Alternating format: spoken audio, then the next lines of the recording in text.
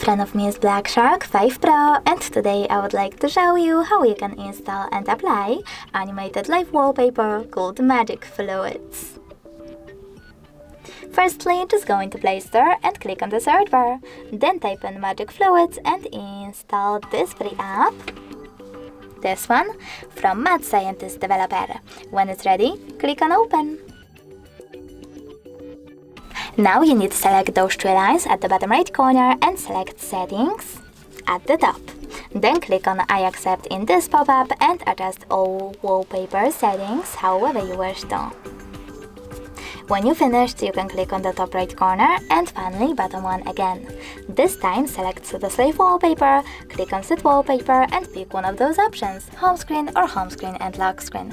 I will go with home screen only. So now when I go back, as you can see, my wallpaper was successfully applied. Thanks so much for watching. If you enjoyed this video, smash that like button, comment and definitely subscribe. Bye!